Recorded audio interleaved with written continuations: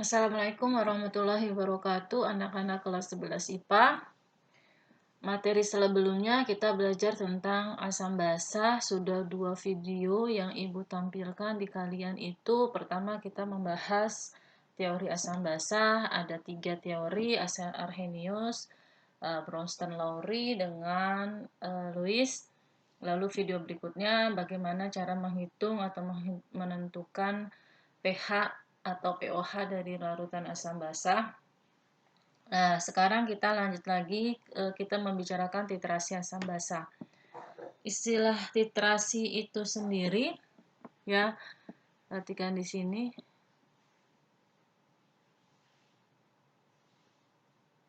Ya, titrasi itu adalah reaksi yang terjadi antara senyawa asam dengan senyawa basa, di mana nanti akan terjadi suatu garam, ya, dan air. Karena ini sifatnya kita bicaranya itu adalah pH, di mana kita sudah ketahui pH asam itu adalah sekitar antara 1 sampai dengan 7, ya. Kalau basa itu 7 ke atas sampai 14.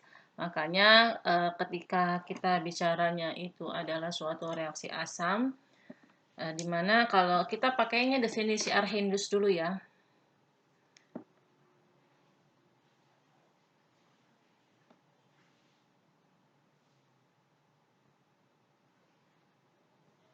Ya, Arrhenius itu asam adalah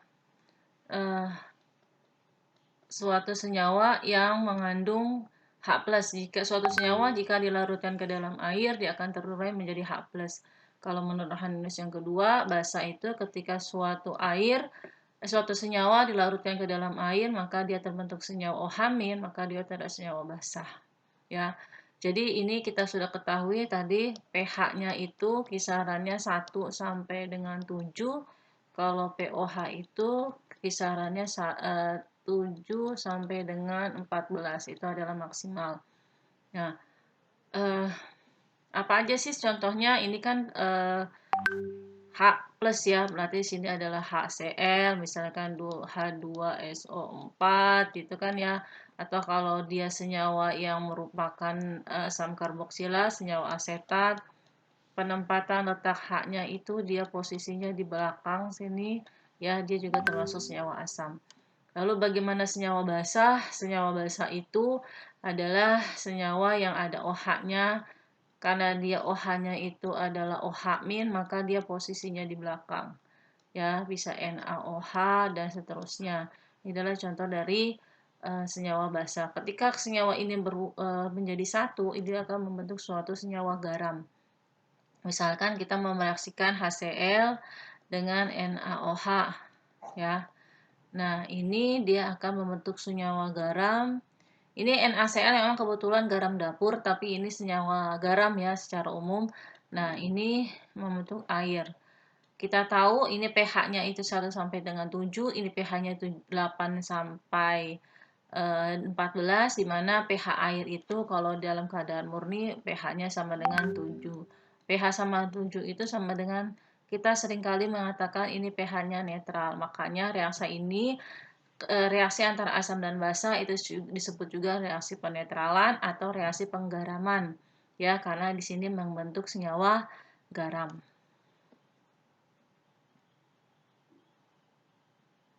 Nah, ini adalah suatu alat yang digunakan kalau kita mau menentukan konsentrasi atau kadar dari suatu senyawa asam atau senyawa garam. Ini kita memakai alat yang namanya Erlenmeyer, ya. Ini ada di gambar selanjutnya. Nah, ini lebih lengkap ya. Nah, ini adalah suatu alat yang dipakai untuk menentukan kadar atau konsentrasi. Jadi, titrasi itu adalah suatu cara bagaimana untuk menentukan kemolaran, konsentrasi, dan kadar. Biasanya kalau di soal itu kita ingin menentukan kadar asam cuka dalam asam cuka yang digunakan dalam kehidupan sehari-hari. Jadi kita tahu kan asam cuka adalah CH3COOH ya kan. itu ada juga yang diperjualbelikan di pasar. Namun berapa persen eh, asam cuka di pasar itu nanti kita bisa hitung dengan bantuan alat yang namanya buret ini. Ya, ini nama alatnya adalah buret. Ya, ini adalah Erlenmeyer. Ya, nah ini yang kita masukkan adalah senyawa asam ataupun senyawa basa. Jadi ini adalah yang kita akan masukkan itu adalah namanya ini ada kitran.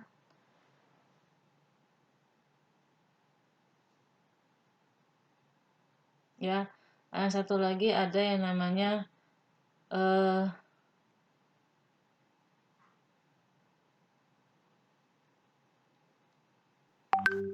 nitrat. Ya, oke. Sampai sini. Ini namanya bulet, ini namanya Mayer. Biasanya yang mau dicari itu adalah yang di sini berapakah konsentrasinya.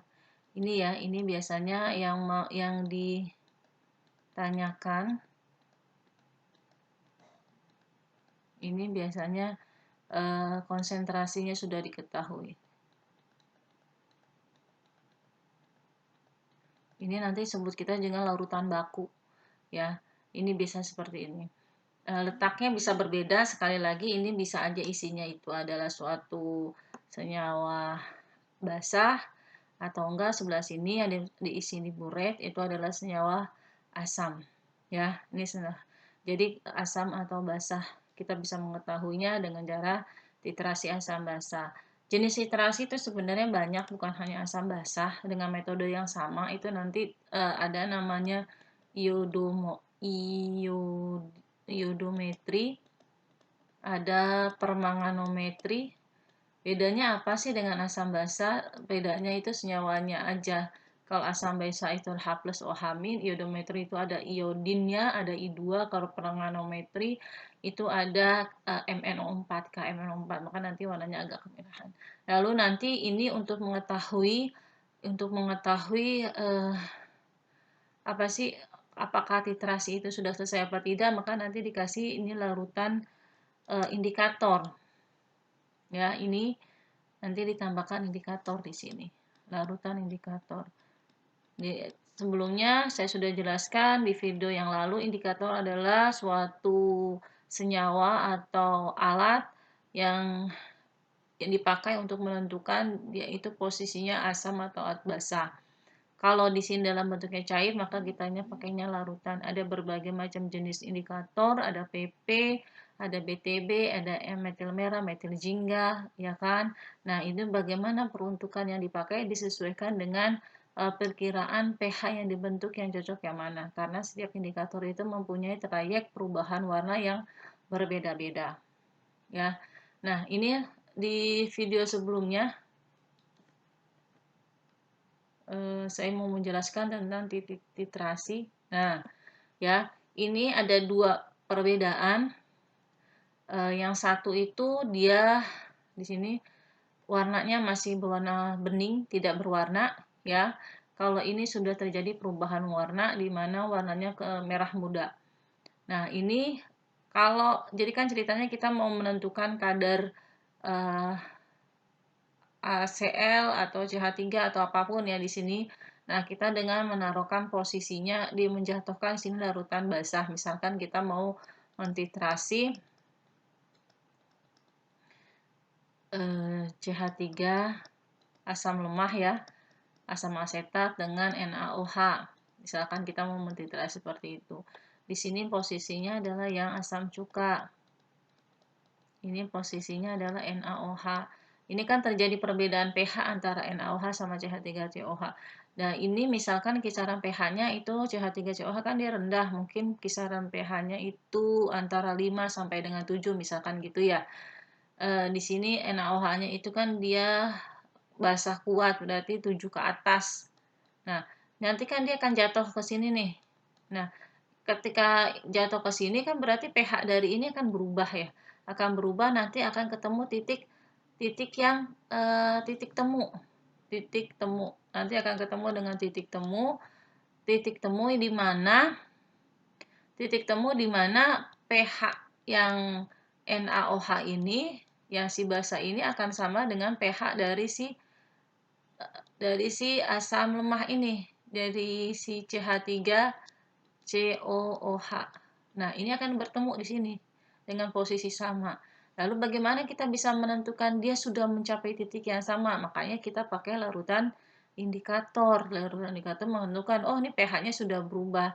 Jadi kan pH-nya 5 sampai 7. Kalau misalkan kita pakainya pH-nya PP, phenolphthalein, itu trayeknya itu sampai 83,5 sampai dia 10. Kalau dia sini dia masih kebacanya asam. Dia warnanya tidak berwarna kan.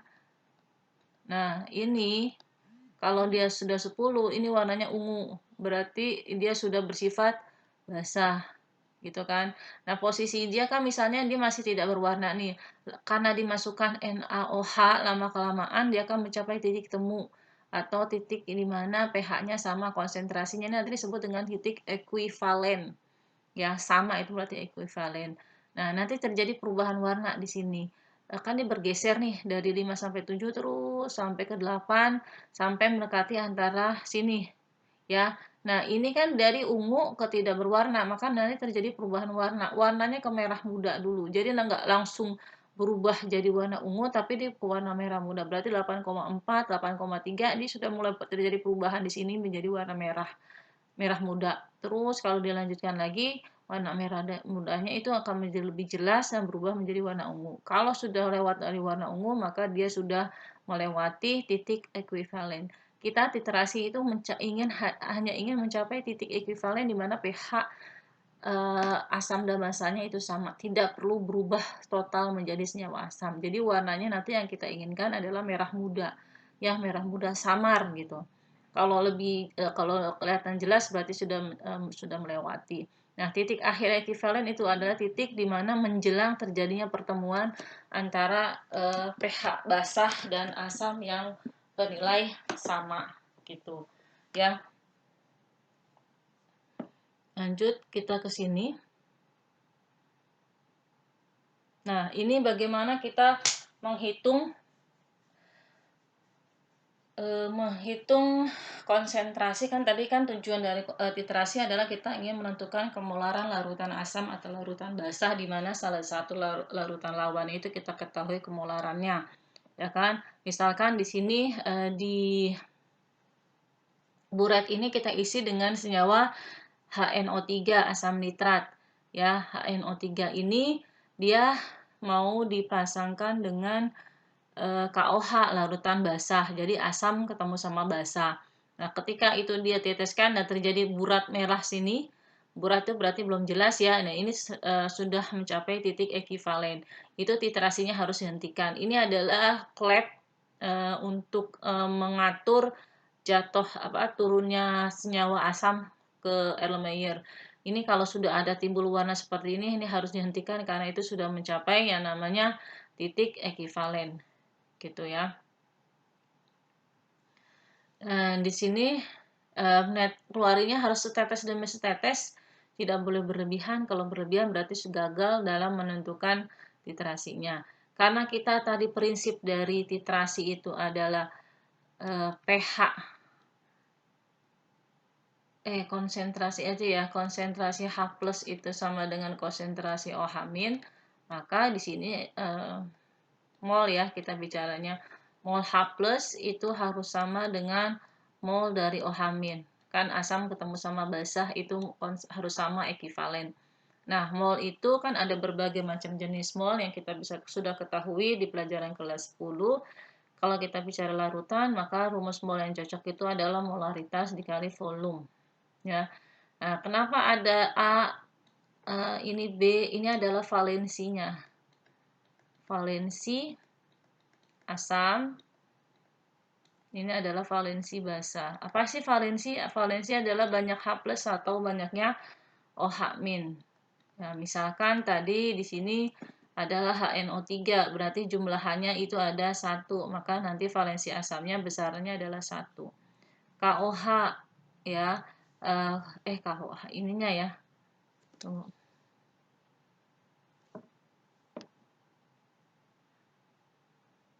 dihapus dulu ini.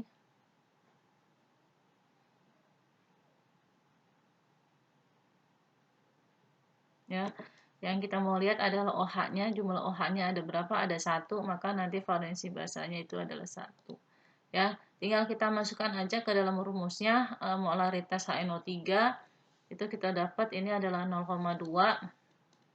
Lalu volumenya itu titik awalnya 45,6, lalu titik akhirnya adalah 25,6. Yang kita cari adalah selisihnya, ya, selisih dari ini berarti di sini 20 ya. Ini adalah 20. Nah, valensi basanya itu kita sudah ketahui, jumlah OH-nya ada 1, molaritasnya itu yang kita cari, molaritas dari KOH kita cari, valensi volumenya itu adalah 20. Berarti kita sama ya, molaritas dari KOH itu adalah 0,2 molar. Gitu. Itu adalah rumus dalam menentukan kemolaran dengan prinsip titrasi asam basah. Kita lanjut. Nanti latihan akan dibahas lagi di latihan soal. Di slide berikutnya, di paling terakhir, kita latihan-latihan soal bagaimana menghitung konsentrasi yang akan didapati dengan metode titrasi. Nah, ini saya ambil ada beberapa larutan indikator yang akan digunakan kalau kita ingin mencampurkan senyawa asam dengan senyawa basah. Sekali lagi, senyawa asam dan basahnya itu bisa bervariasi kuat maupun lemah. Kalau dia kuat dan lemah, maka nanti indikatornya akan kita pakai berbeda. Walaupun memang biasanya kita pakainya adalah PP, fenolfetalin ini. Ya. Kita pakainya ini biasanya.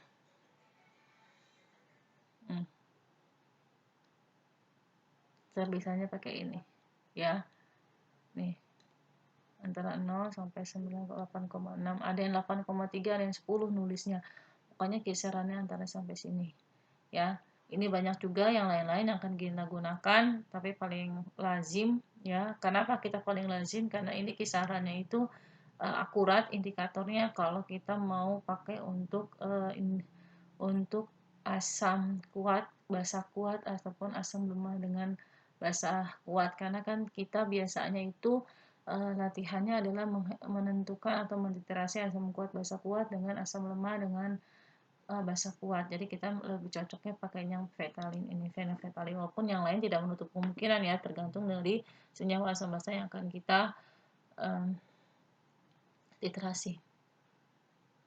Nah, sekarang kita belajar bagaimana memahami atau membentuk kurva titrasi. Ini ada bermacam-macam kurva atau grafik yang menyatakan perubahan pH pada titrasi asam basah atau sebaliknya. Berarti ya, jadi ini kita pakai grafiknya.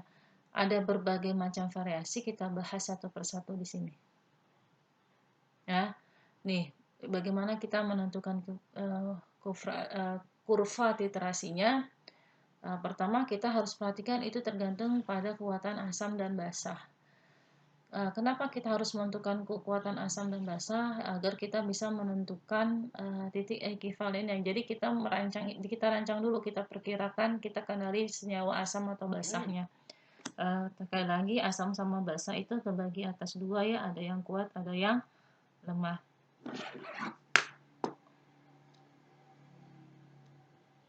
Nah, sekadar informasi saya jelaskan dulu. Kayaknya sih di video sebelumnya saya agak terlewat dalam menjelaskan bagaimana kita menentukan yang kuat atau yang lemah. Kalau yang di kemarin itu saya menentukan kuat atau lemahnya itu kita lihat dari keterangan yang ada di soal. Kalau itu dalam soal perhitungan di mana ada kalau yang lemah itu ada Ka, Kb, dan alfa gitu kan, berarti dia lemah. Bagaimana kalau di kita ada soal tidak ada keterangan seperti itu, lalu bagaimana kita bisa menentukan dia kuat atau lemah? Secara umum, asam kuat itu adalah pertemuan antara H+ dengan golongan halogen atau golongan 7A. Ya, apa aja sih 7A? F, Cl, Br, I, itu golongan 7A. Tapi ada pengecualian, kecuali yang ini. Ini dia lemah. Jadi kalau HF itu adalah lemah, tapi kalau HCl, HBr, HI dia itu adalah kuat. Yang kedua, kalau dia itu H+ ketemu dengan anion yang mengandung asam. Ketemu sama anion yang ada asamnya. Yang ada asamnya, ada oksigennya. Ya, jadi misalkan gini, tadi kan contohnya kita HNO3 kan. Nah, HNO3 itu H ketemu sama O. Di mana nanti ada rumusan terperincinya, dia itu jumlah H dan jumlah O-nya itu ada ketentuannya. Ya, jumlah O dikurang. Ini jumlah ya. Jumlah O dikurang jumlah H itu lebih besar sama dengan 2. Jadi gini, H itu kan jumlah H-nya berapa di sini? 1 kan? Lalu jumlah O-nya itu ada 3 ya. Berarti jumlah oksigen itu adalah 1 di 3 kan oksigen 3. 3 dikurang 1 itu sama dengan 2. Itu memenuhi syarat ya karena di sini itu lebih besar sama dengan 2. Itu masih bisa. Maka dia kategorinya itu adalah asam kuat. Jadi kalau misalkan dia ketemunya itu adalah misalkan gini, HClO gitu kan ya. Ini adalah lemah. Ini adalah lemah. Kenapa lemah? Karena jumlah O dikurang jumlah H itu lebih kecil dari 2. Kan O-nya itu berapa? O-nya itu sama dengan 1, H-nya sama dengan 1. Kita pakai rumusan ini, jumlah O-nya itu 1 dikurang 1 itu sama dengan 0 ya. Tidak lebih sama dengan 2, maka dia kategorinya adalah lemah ya. Paham ya nak? Karena nanti kita grafiknya itu akan mengalami perbedaan antara asam lemah ketemu basa kuat, asam kuat ketemu basa kuat, atau enggak asam lemah ketemu basa lemah. Itu ada perbedaan dalam bentuk grafik. Ini kita bicara asam kuat. Bagaimana dengan basa kuat? Nah, basa kuat itu kan tadi kita ketahui awal dari Arrhenius itu adalah dia OH-.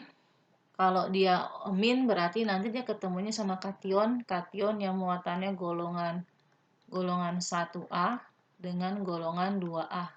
Ketemu sama OH- ya. Golongan 1A dan golongan 2A. Golongan 1A itu semuanya yang logam ya.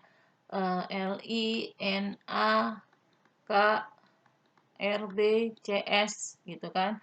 Kalau golongan 2A itu kan Beli, Mg, Sr, Ba gitu kan ya.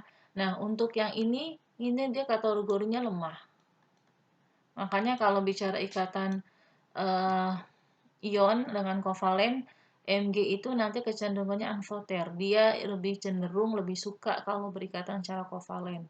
Karena memang posisinya dia lebih apa ya? Dia walaupun golongan 2 tapi kecenderungannya agak sedikit berbeda. Mg itu memang dia kalau secara ion ya tetap masuk secara ikatan memang ikatan ion, tapi dia kalau membentuk ion membentuk senyawa basah di kategorinya masih lemah ya. Itu bagaimana kalian mempelajari sedikit mengetahui tentang asam kuat dengan basa kuat. Karena nanti kalau kita bicara titrasi itu kita kenali dan terkadang itu tidak diketahui Ka, Kb atau alfanya karena kita perhitungannya sedikit berbeda dengan teori sebelumnya yaitu teori asam basa. Oke. Kita lanjutkan lagi. Nah, ini ada jenis-jenis kurva titrasi asam basa, kuat sama kuat, lemah kuat, lalu lemah ketemu lemah. Kita bahas satu persatu. Ini adalah grafik titrasi antara asam kuat dengan basa kuat, di mana itu reaksinya terjadi antara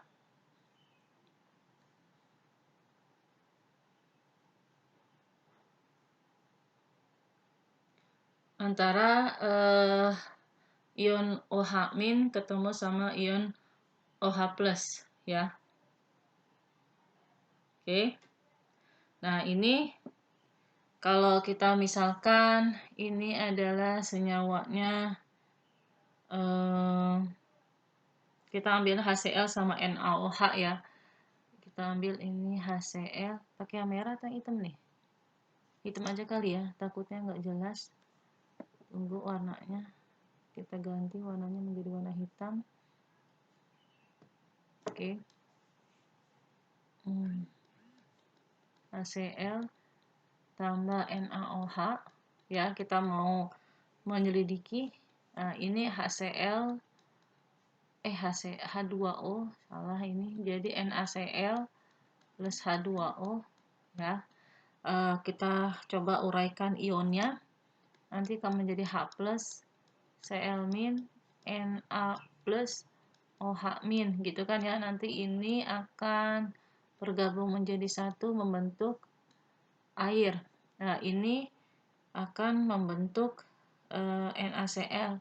Jadi kan dia kuat. Kuat itu apa sih artinya? Kuat itu berarti dia terurai secara sempurna. Maka semuanya itu tidak ada yang dalam bentuk senyawa. Semua sudah dalam bentuk ion. Nah, berarti kita bisa hilangkan aja ya. Ini sudah dalam bentuk ion. Berarti tidak ada ion-ion yang itu lagi. Ya. Nah, pH-nya makanya membentuk angka 7. Prosesnya di sini. Ini adalah asam kuat basah kuat. Ya, perhatikan di sini kita mulainya dari asam kuat. Asam kuat di mana pH-nya itu antara 1 sampai dengan 7. Karena ketemu sama basa kuat gitu kan, maka dia akan menaik. Kan naik kan karena dipengaruhi oleh basa, pH-nya menjadi lebih tinggi naik sampai nanti dia naiknya melonjak seperti ini. Ya, itu dia akan membentuk kurva naik tapi lurus, dan ini naik lagi, akan terjadi perubahan. Tadi kan ini lumayan, ini meningkatnya tajam, ini sudah mulai landai lagi. Nah, ini nanti akan antara sini sampai sini akan terjadi yang namanya titik ekivalen, terjadi perubahan warna. Kalau pakai ini indikatornya fenovetalin, itu dia akan menjadi warna merah muda. Nah, itu kalau pakai proton biru itu akan disesuaikan dengan perubahan warna pada indikatornya ya. Kan ada trayek yang tadi. Ini beberapa trayek, beberapa indikator yang bisa kita gunakan selain fenolfetalin. Ya, bisa BTB karena kisarannya antara 6,0 sampai 7,6. Jadi kita mau menentukan indikator manakah yang kita bisa pakai, itu tergantung dari trayek perubahannya. Ini kan perubahannya kisarannya angka 7. Kalau ini agak kurang bisa ya. Kenapa? Karena dia antara 4,4 sampai 6,2.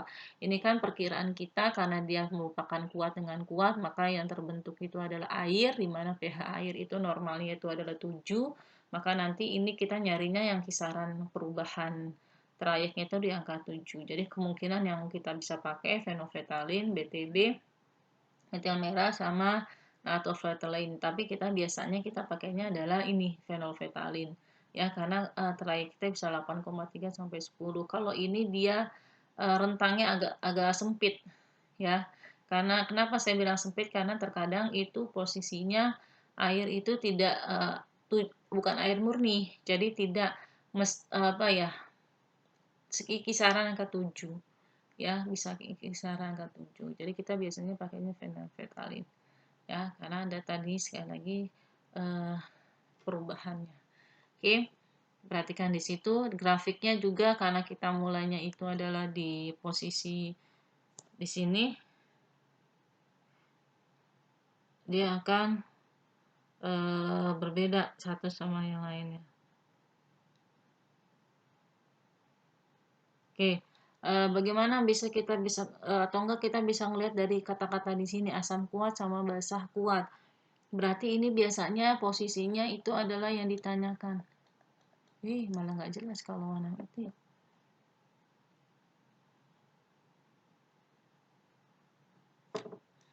Ini adalah yang ditanyakan. Jadi kan misalnya ada soal, ini misalnya diketahui. Letaknya itu kayaknya sudah pakem ya. Ini yang ditanyakan asam kuat. Jadi berapakah konsentrasi dari HCl jika dia dititrasi oleh NaOH gitu kan, NaOH volume 50 ml, konsentrasinya 0,2 molar gitu. Jadi keterangan ini diketahui di soal, yang ini yang ditanyakan konsentrasinya, posisinya seperti itu. Ditanyakan, diketahui. Ya, oke. Nah, ini akan berbeda, bisa nggak dibalik? Tadi kan sebelumnya dibalik ya, dalam artian gini, si asam kuatnya diketahui, basah kuatnya itu yang ditanya. Bisa nggak? Bisa. Ya, tapi nanti ada sedikit perubahan pada kurvanya. Ya, ada sedikit perbedaan di kurvanya.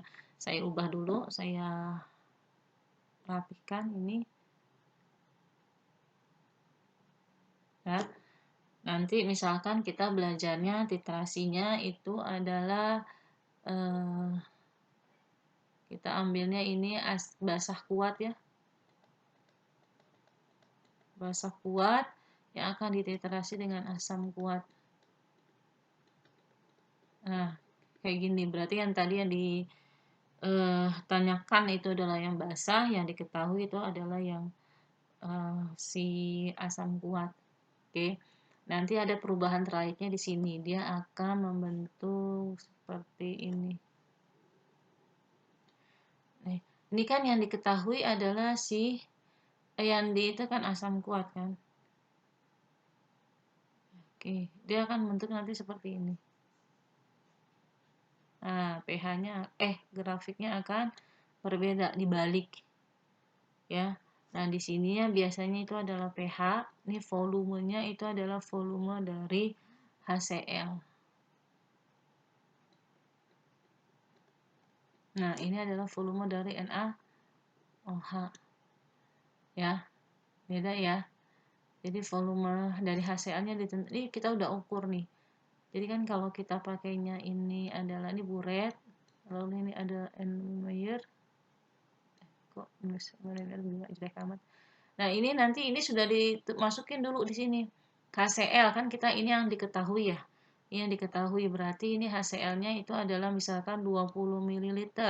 Ini kita sudah ketahui dia 0,1 molaritas. Nah, ini adalah yang kita mau cari molaritasnya, tapi volumenya kita sudah masukin full. Misalkan di sini tergantung ya buretnya itu dia itu skalanya 0, ada 0 sampai 15, ada 0 sampai 25. Misalkan kita pakainya yang 25, berarti isi sampai kosong penuh dulu. Ini kan ada garisnya nih. Ada angka-angka kecil di sini. Kita isi sampai penuh. Kita anggap aja di sini misalkan ternyata setelah ditetesin turun ke bawah sini, nanti berkurangnya berapa kan tadi udah dicontohin ya.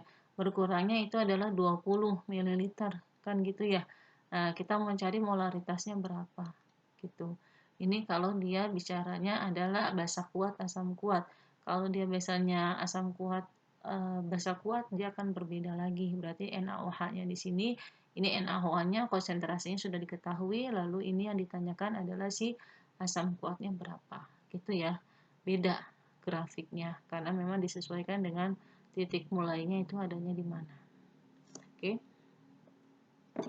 Lanjut. Nah, ini asam lemah dengan basah kuat. Nanti ada asam basah lemah, asam kuat. Perhatikan di sini. Kalau kita bicaranya asam lemah basah kuat, nanti sama-sama menghasilkan senyawa garam. Pokoknya asam ketemu basah itu pasti menjadi garam dan air.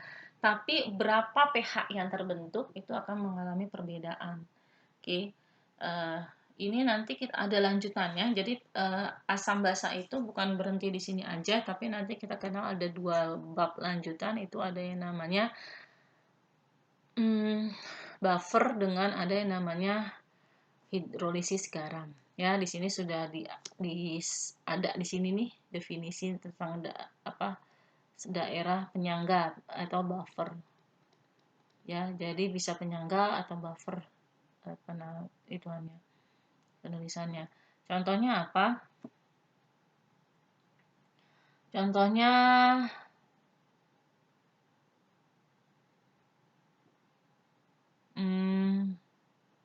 tunggu.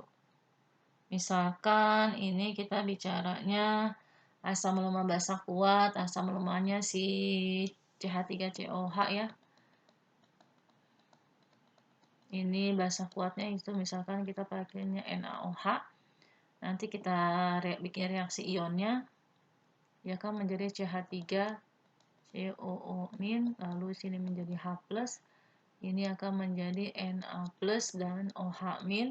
Nanti kan OH sama H+ itu kan dia akan menjadi air ya. Ini makanya disebut reaksi asam basa netralisasi ya.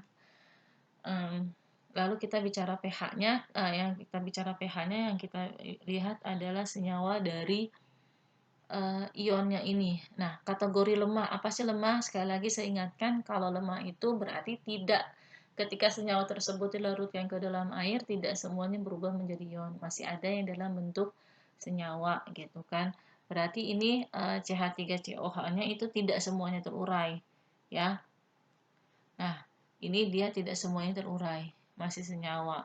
Kalau basa kuat, berarti kan semuanya berubah menjadi ion. Makanya kita bisa anggap ini tidak ada gitu kan ya. Ini dia sudah tidak ada lagi nih. Yang masih adalah ini.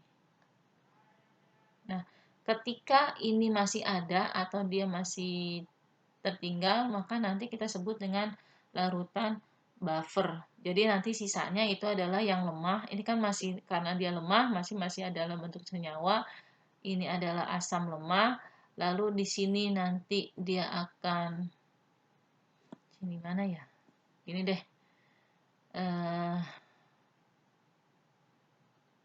CH3COO- H+ gitu kan direaksikan sama Na+ OH-, lalu membentuk CH3COO-Na gitu garamnya ya. Nah, ini kan tadi sudah kita katakan dia akan berubah menjadi air dan ini akan berubah menjadi ion, semuanya langsung terurai menjadi ion, tidak kita perlihatkan lagi. Ini adalah lemah. Lemah itu berarti dia masih dalam bentuk senyawa, tidak semuanya berubah menjadi ion. Jadi ini masih ada sisa nih. Ini masih ada sisanya yang lemah. Nah, ini memang dia terbentuk. Tapi dia tidak banyak ininya kan. Ini sudah terbentuk semua. Ini nanti kita sebut dengan senyawa garam. Nah, ketika ada sisaan dari yang lemah ketemu sama yang garamnya, nanti kita sebut dengan buffer. Jenis buffernya adalah buffer asam. Gitu loh. Nanti rumus buffernya kalau kita pelajari konsentrasi H+ kan sisanya ini. Nanti kita karena pakai ada lemah pakai Ka. Sisa asamnya itu asam lemah di garam. Garam itu ada juga yang disebut dengan ini kan asam, ini basah. Ada yang bilang ini basah konjugasi, gitu ya. Kan kita asam basa menurut Bronsted-Lowry, kita garamnya itu kita rubah menjadi basa konjugasi. Kalau di sini asam, maka di sini basa. Lalu ada kata-kata konjugasi. Oke. Oke, kita balik ke sini. Itu akan dijelaskan di bab berikutnya untuk buffer. Perhatikan di sini trayek perubahan warnanya. Tadi kan ini asam lemah. Di sini ada jarak di sini ya. Kenapa ada jarak? Karena kita bicaranya asam lemah. Kalau kita asam kuat kan gini. Kalau kita belajar trayek pH, ya kan? Ini 7 netral, ini 1, ini adalah 14. Semakin ke arah kiri berarti dia semakin kuat kan? Kalau dia semakin ke kanan berarti basanya semakin kuat. Kalau kita bicaranya lemah berarti kita mulainya jangan di angka 1, tapi perkiraan kita adalah bergeser ya, maka kita bergeser ke arah sini. Perkiraan saja, bisa 2, bisa 3, bisa 5 gitu kan perkiraan kita ya. Nah, nanti tergantung dari nanti apa perubahan warna yang terlihat dari sini. Nah, ini makanya kita kasih jarak posisinya di sini ya. Kita kasih jarak di sini. Lama-kelamaan dia akan terjadi perubahan. Dan ini ada titik landai. Nah, titik landai nanti karena dia landai maka kita sebut dengan penyangga. Nanti dia akan melonjak ke atas. Nah, ini akan mencapai titik di mana konsen mol dari H+ itu sama dengan mol dari OH- atau ekivalennya ya sampai nanti lanjut ke sini. Yang saya agak sedikit bahas itu yang titik landainya di sini itu akan membentuk yang namanya senyawa daerah penyangga. Jadi gini. Jadi kan asam lemah itu kan dia sudah terurai tapi tidak sebagian kan, berarti masih ada yang dalam bentuk senyawa. Nah, ketika sudah mulai terpisah semua tapi masih ada sisanya, ya. Jadi ini sudah melayang nih, maksudnya yang kuat udah pergi, yang lemahnya masih ada dalam bentuk sini. Nah, itu mulailah terbentuk yang namanya daerah penyangga atau buffer. Terus lanjut ke sini, nah nanti dilewati juga nih, ya. Ini akan terlewati posisinya, makin makin di sini naik baru tercapai titik ekivalen konsentrasi H+ itu sama dengan konsentrasi OH-. Nah, kenapa jadi cirinya kalau kamu nanti di soal di manakah daerah larutan penyangga, kamu cari yang apa sih grafiknya itu tidak naik, tapi dia landai. Karena sifat dari penyangga itu adalah mempertahankan pH.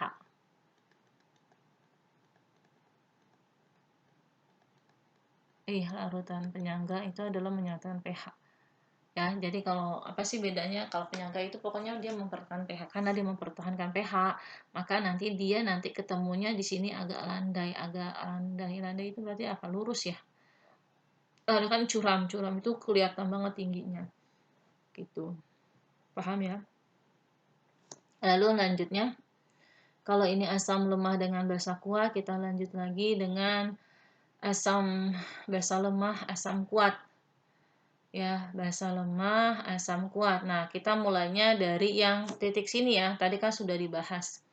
Sudah dibahas kenapa posisinya di sini. Karena ini yang diketahui, yang ditanyakan, ini yang diketahui. Ya. Nih, ini diketahui si NH3-nya. Lalu yang ditanyakan itu adalah yang si ininya nih.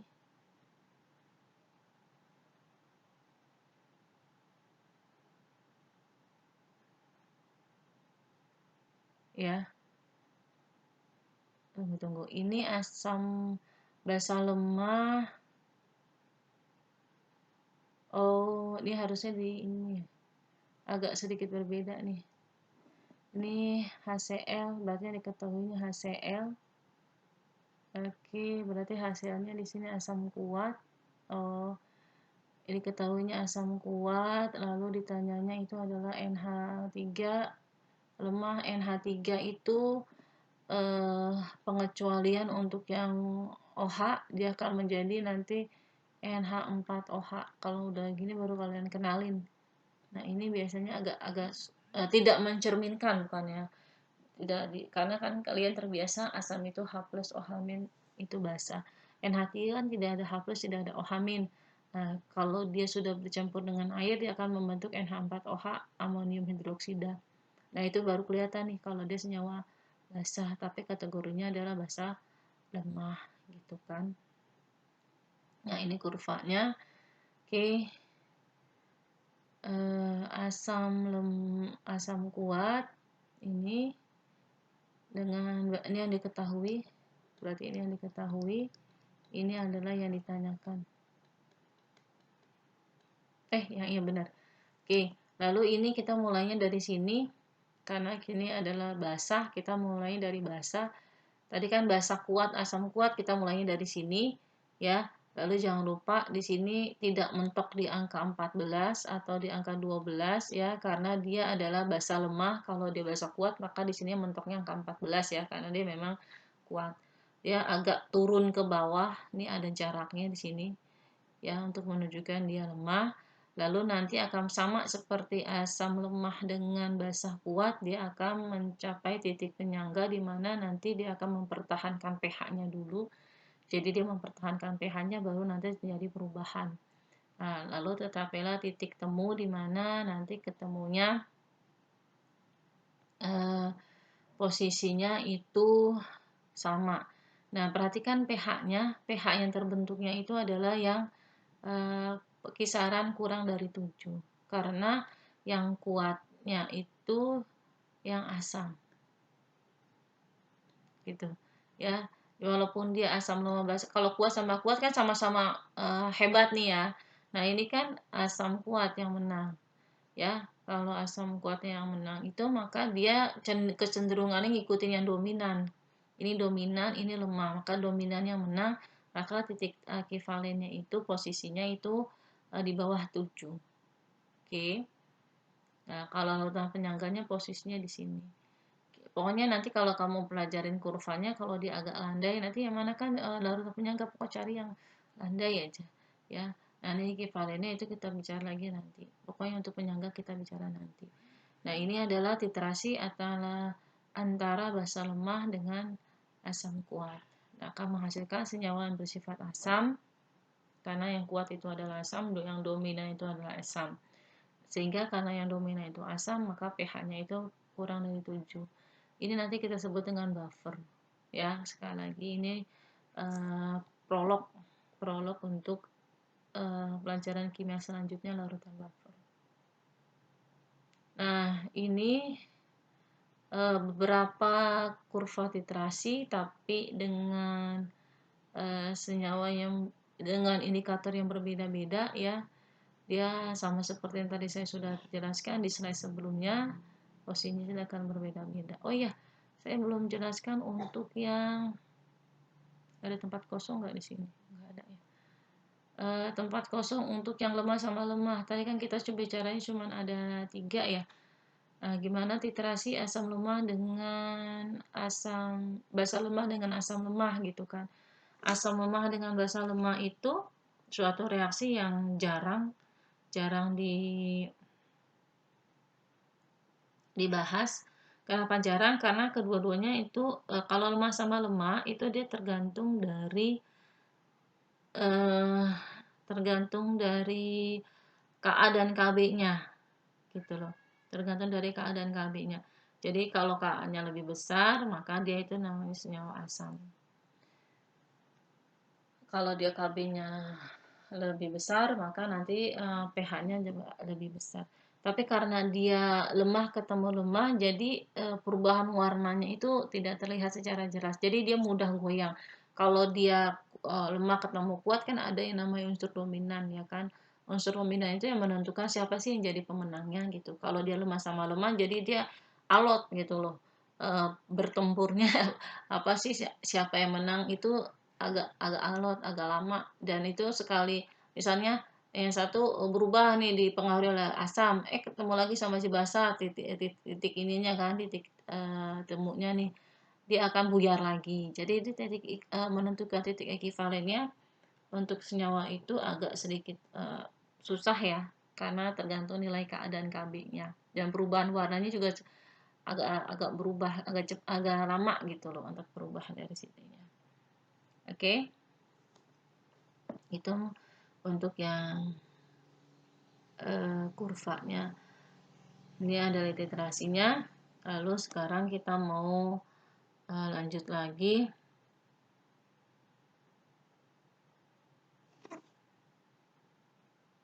Lanjut lagi kita hitung. Tidak semuanya saya bahas di sini. Saya bahas sedikit aja bagaimana kita menentukan. Ini saya ambil dari buku karena kita pakainya buku unggul. Jadi kita bahas-bahas dulu soal-soal yang diunggul. Karena pasti semua buku kimia itu sama aja soalnya. Oke, misalkan kita ambil soal nomor 1, larutan H2SO4 0,1 molar. Ini saya ganti jangan warna merah, warna hitam aja biar kelihatan, karena latarnya saya pakainya ungu gitu, biar kelihatan jelas. Larutan H2SO4 direaksikan dengan KOH, lalu pH sebelum dan sesudah dicampurkan. Berarti sebelum dengan ketika dia dititrasi, itu kan dicampurkan berarti kan dititrasi.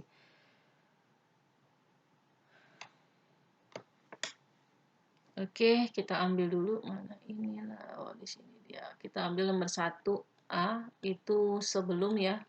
Sebelum itu berarti kita pakai ini dulu biasa. Ini kan tidak ada Ka, tidak ada Kb. Berarti H2SO4 itu asam kuat. Nah, lalu kita sudah ketahui kalau dia lalu di sini KOH itu adalah basah kuat. Ini saya kasih garis. Rumusannya sama, H plus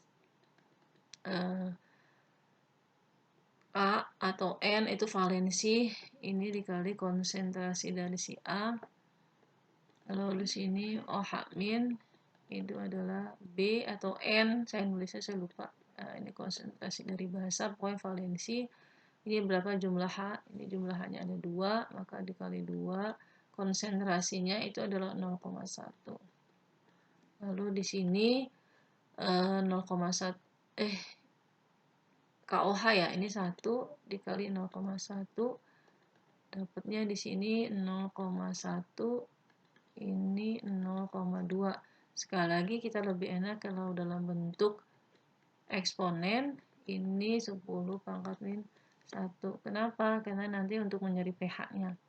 Kita mintanya pH ya. Nah, ini dia sudah dalam bentuk konsentrasi H+, maka langsung min log konsentrasi H+, min log 2 dikali 10 pangkat min 1, satunya pindah ke depan, 1 min log 2 gitu kan. Kalau yang ini POH dulu ya, karena di sini aja lah pH, jadi min log, langsung aja karena tempatnya sempit, min 1, ini pindah ke sini jadi 1. Nah, ini POH, kita mencari pH-nya. 14 dikurang 1 itu sama dengan 13. Oke. Ini adalah keadaan sebelum dia bercampur. Nah, gimana kalau dia sudah bercampur? Berarti terjadi reaksi titrasi kan? Reaksi netralisasi lah, bukan titrasi. Karena kita tidak di sini tidak dibahas tentang titik ekivalen. Ya. Kita cuma menentukan pH-nya doang. Berarti di sini H2SO4 kita reaksikan dengan KOH, di mana nanti ujung-ujungnya ketemunya air, itu tidak bolehlah. Ini K2SO4, ini 2H2O, ya kan? Karena hanya ada, nah ini kita kalikan 2, kita setarakan, ya. Lalu kita cari molnya, mol dari H2SO4, ini dikalikan aja, ini kali ini kan, ini mol itu molaritas dikali volume ya, 0,1 kali 100 itu berarti dia 10, tapi karena dia masih bentuk mililiter berarti milimol ya. Lalu di sini KOH juga demikian, KOH itu adalah 100 dikali 0,1 sama 10 masih milimol.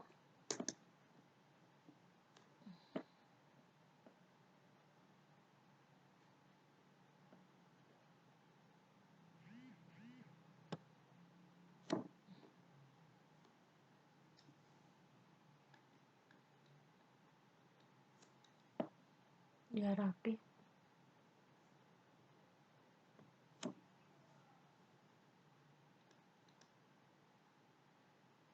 Gitu kan. Ini dia belum terbentuk, maka posisinya di sini adalah mula-mula terurai atau reaksi, lalu setimbang atau sisa gitu kan. Nanti kan kita kurang, lalu konsep laju reaksi, reaktan makin lama makin berkurang, lalu terbentuklah yang namanya produk gitu kan. Nah, ini kita lihat dulu pakai reaksi pembatas. H2SO4 itu koefisiennya 1. Lalu KOH itu koefisien 2. Perlu dibahas nggak ya? Kalian itu masih ingat nggak reaksi pembatas? Begini aja deh, saya ulang lagi deh, kita cari mol reaksi pembatas ya. Reaksi pembatas pelajaran kelas 10, takutnya lupa. Itu berarti mol dari H2SO4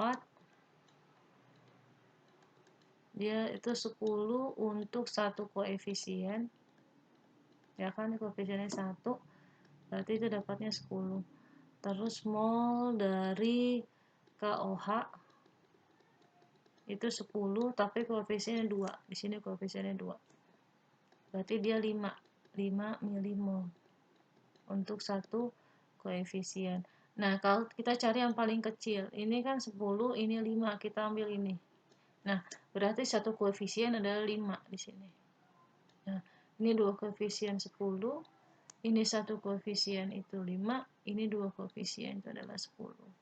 Nanti dapatnya di sini 5, di sini habis, di sini 5, di sini adalah 10. Itu namanya reaksi pembatas. Lalu berikutnya Yang kita mau cari adalah pH-nya. pH-nya, pH campurannya ya. pH campurannya. Yang ada pH-nya kan ini nggak ada ini ya, nggak ada pH-nya ya. Ada pH-nya cuma ini doang nih. Berarti kita cari pH dari sini. Gitu. Di manakah nulisnya? Di sini aja lah. Bingung saya. Atau di mana? Saya bikin kotak di sini untuk membedakan kita bicaranya ini. Nah, kita mau cari molaritasnya dulu. Berarti kan mol dibagi volume, molnya kita dapat 5 milimol dibagi volumenya itu tadi berapa? 100 tambah 100 kan kita udah campur. Berarti 200. Nah, nanti dapatnya itu adalah gak cukup kok tempatnya. Gimana ini? Tempatnya tidak cukup. Ini sama dengan 0,025. Tidak cukup tempatnya, bingung. Oke, 0,025 nanti baru dapetin ke pH-nya. Muter kan. Oke, 0,025. Ini lari ke sini deh. Tempatnya nggak cukup. 0,025 itu sama dengan 25 kali 10 pangkat min 3 atau 2,5 10, tergantung kamu pakainya yang mana. Nah, ini kan molaritas dari si asam ya. Molaritas dari si asam berarti di sininya adalah ini baru molaritas, baru konsentrasi dari si asam, kita mencari H plusnya. Gitu kan? Kita mau mencari H plusnya. Kita belum dapat H plusnya. Itu beda ya antara itu sama ini. Konsentrasi H plusnya itu berarti kan kalau dia asam kuat berarti dikali 2 valensi dikali 25 kali 10 pangkat min 3. Itu nanti dapatnya 0,05 ya. 25 kali 2 kan 5. Berarti 50 maksudnya. Berarti dapatnya 0,05 atau 5 kali 10 pangkat min 2. Ingat pakainya eksponen biar enak. Maka pH itu sama dengan 2 min log 5. Oke. Muter-muter ya. Habis kalau dijadiin satu layar itu. Oke. Ya, paham ya? Ini kan saya rekam jadi kalian bisa pelajarin lagi. Saya hapus biar nggak puyeng sayanya karena ribet. Nah, ini kalau menghitung pH. Oke, saya hapus semua iris. Nah, biar ada tempat untuk menghitung yang lain. Nah, lalu berikutnya soal nomor 2 itu sama. Hanya aja dia pakai pH, berarti nanti dari pH kamu rubah ke konsentrasi H plusnya ya. Berarti akar kali kalau pH 1 berarti 10 pangkat min 1 gitu. Sama aja dibalik. Lalu di sini saya mau bahas itu soal nomor 3 ya. Soal nomor 3 itu udah kata-kata ada penetralan. Ini sebenarnya sudah masuk konsep titrasi ya, dimana titrasi itu kan dia konsepnya terjadi netralisasi. Oke. Coba kita bahas ini soal nomor 3 itu NaOH mau dinetralkan sama H2SO4, reaksinya sama ya. H2SO4 mau ketemu sama NaOH, akan dia membentuk senyawa Na2SO4. Lalu di sini air ya, netralisasi makanya air. Kita cari molnya dulu. Molnya itu untuk NaOH itu tidak ada karena cuma ada ini aja. Ingat konsep mol itu adalah molaritas dikali volume ya. Ini kan nggak bisa nih untuk yang si NaOH. Kita anggap aja volumenya X, berarti 1 dikali X itu sama dengan X. Lalu NaOH itu ini NaOH ya? saya yang salah, saya hapus dulu, salah ngeliat, ini dihapus dulu nih. Oke.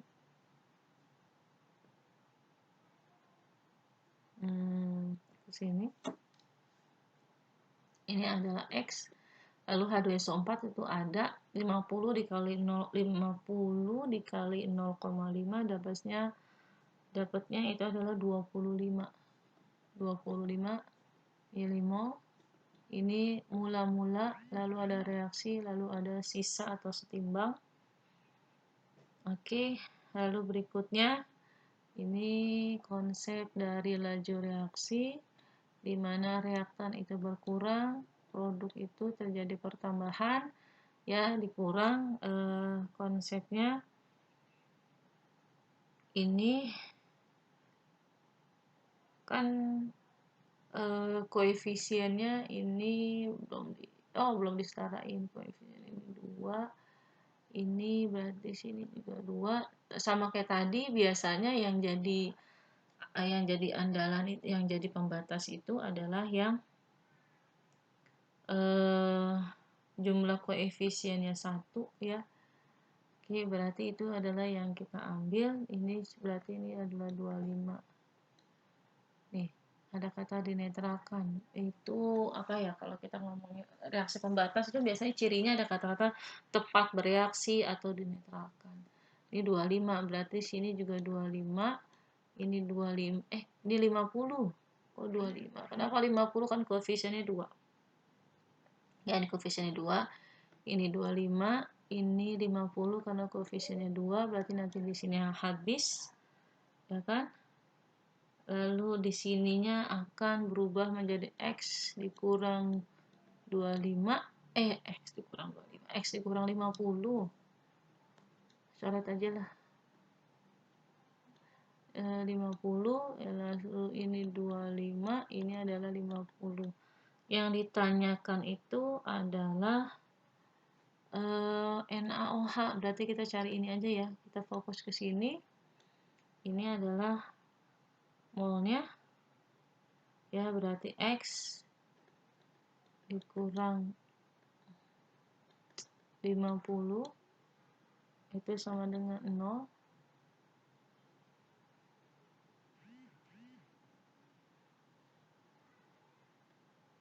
Ya, ini kan X dikurang 50, ini 0.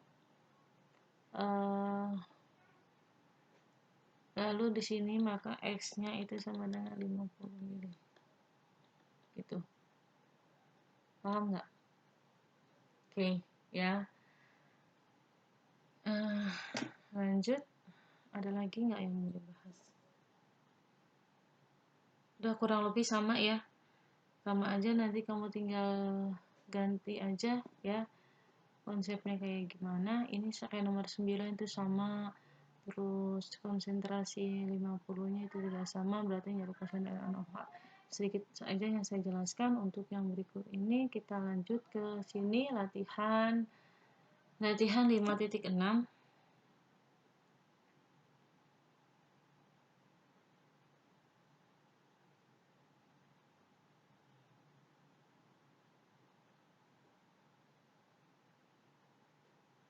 Ya, ini baru konsep titrasi.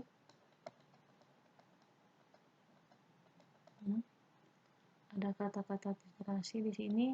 Ingat, konsep titrasi mol asam sama dengan mol basa.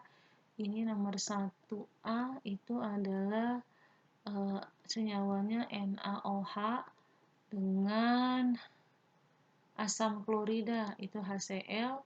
Kalau kita bisanya titrasi berarti mol dari NaOH itu sama dengan mol dari HCl, titik ekivalen itu sama. Mol itu molaritas dikali volume. Ini molaritas dikali volume. Lalu kalau NaOH-, H-nya bisa lebih dari 1, itu kita kalikan valensi. Ya, valen itu bisa, kalau kita tadi pakainya A, B, ini kita pakainya A gitu kan, valensinya berapa. Terus ini sudah jelas NaOH, jumlah OH-nya ada 1, maka valensinya 1. Lalu OH- itu yang kita cari molaritasnya berapa, volumenya itu 29, di sini NaOH ini 29.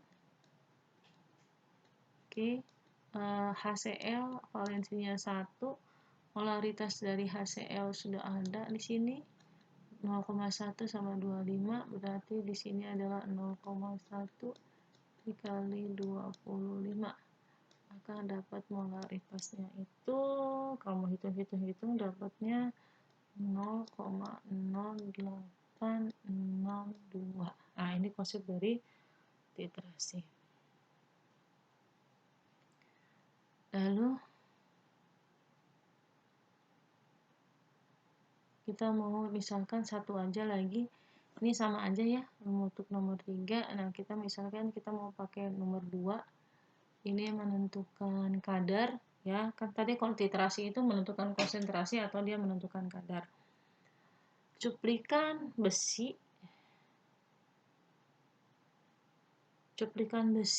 direaksikan dengan asam klorida lalu dititrasi dengan KOH, menghabiskan KOH, ditanyakan kadar besinya. Kita cari titrasi asam basanya dulu ya.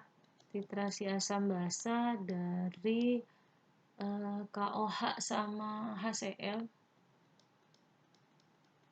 dan HCl ya kan, kita ambil yang di sini dulu nih. Kelebihannya ini dititrasi. Nah, ya kan, dititrasi berarti pakai rumus ini, mol dari OH- dari KOH itu ekivalen harus sama dengan mol dari HCl. Berarti tadi ini molar B valensi dengan V ini kali sama ya. Terus ini A dikali V gitu kan. Ini KOH berarti 1 dikali molaritasnya itu, molaritas dari KOH itu berapa di sini?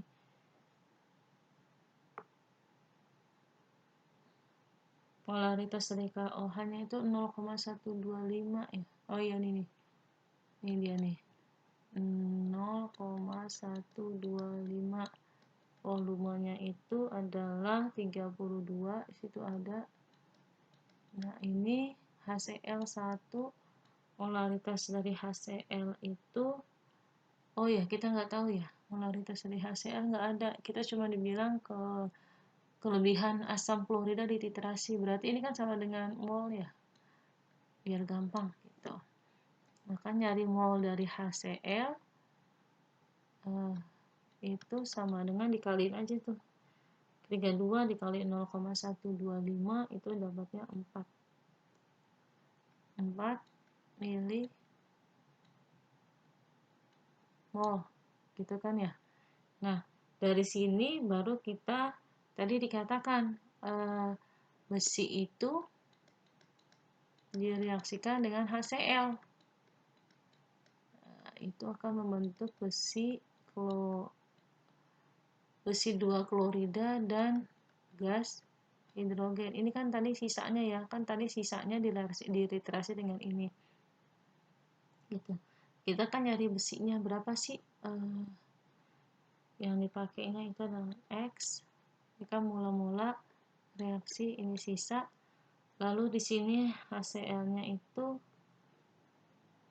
kita ambil aja, tadi kan di sini adalah 4 ya. Lalu di sini ada kata-katanya nggak di sini? Oh ini 100 sama 0,1 berarti dia 10. Nah, ini lalu di sininya belum ada ya, kalau mula-mula nggak ada.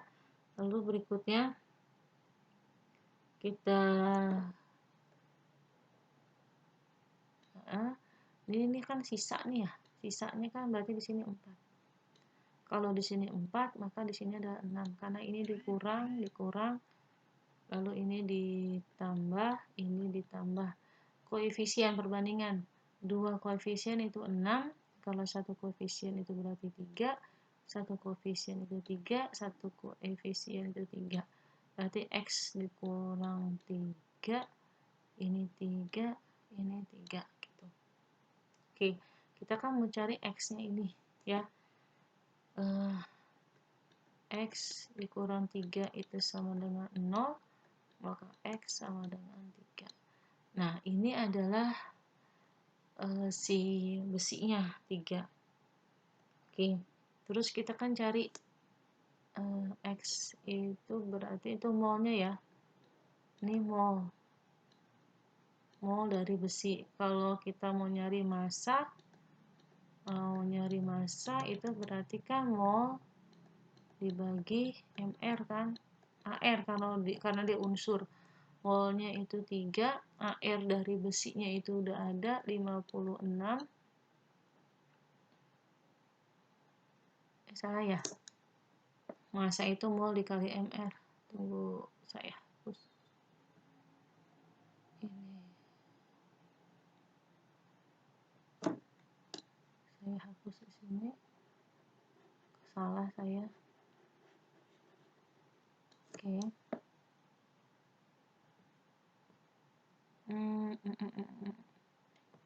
Sini nyari massa dari besi itu sama dengan mol dikali AR. Molnya 3, AR-nya itu 56, ada di sini nih. 56 itu dapatnya, tunggu dihitung dulu. Dapatnya 168. Kalau ini masih bentuk mili kan, dari sini mili-mili semua nih ya. Berarti di sini adalah miligram. Lalu di sini nanya kadar besi. Gitu. Berarti yang kita pakai itu massa besi yang kita pakai dikasih massa besi total dikali 100% karena dia kadar. Massa besinya itu kita pakai 168 mg.